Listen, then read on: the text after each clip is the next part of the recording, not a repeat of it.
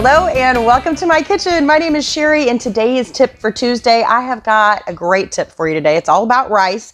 But before I start, if this is your first time here, you love food, you love fun, you love rice, or tips and tricks for your kitchen, go ahead, hit the subscribe button as well as the notification bell so you don't miss anything new. So this is a tip I wish someone would have shared with me when I was in my 20s, because in my 20s, there were two things that I was terrible at. Well, actually, there were probably a lot of things I was terrible at. But you know what? I think there were a lot of things I was pretty good at too, come to think of it. Anyway, in the kitchen, two things I could not do was cook rice and cook gravy. So since then, I pretty much mastered the whole gravy thing. Rice, not so much, at least if I cook it the traditional way. So normally you put the water in. I don't know how you do it because I don't do it that way. I'm going to show you how to cook rice. We're going to cook it just like pasta, which sounds a little bit crazy, right? But think about when you go to the store and they have the boil in the bag pasta. Same deal, right? So you boil it and then you just get rid of the extra water. So that's all we're going to do here.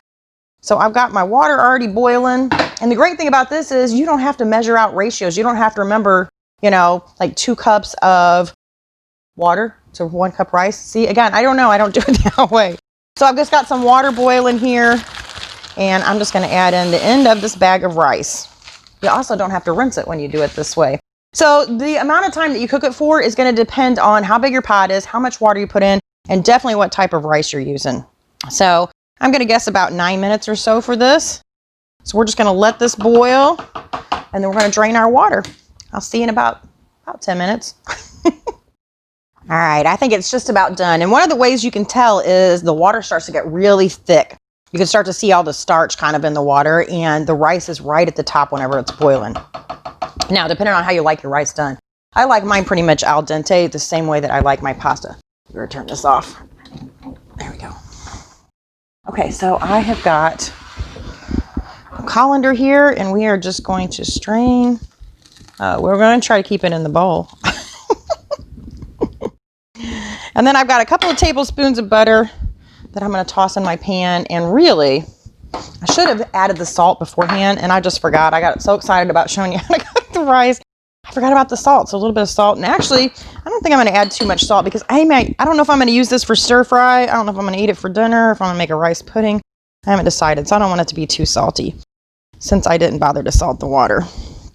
All right, so now I'm just going to take my rice and we're going to dump it back in our pot with our butter. Let's see. Let's move this out of the way so y'all can see what I'm doing here. Whoop. Let me scoot it this way. There we go. All right. Yeah, like I said, I like mine al dente. So just like firm to the bite, but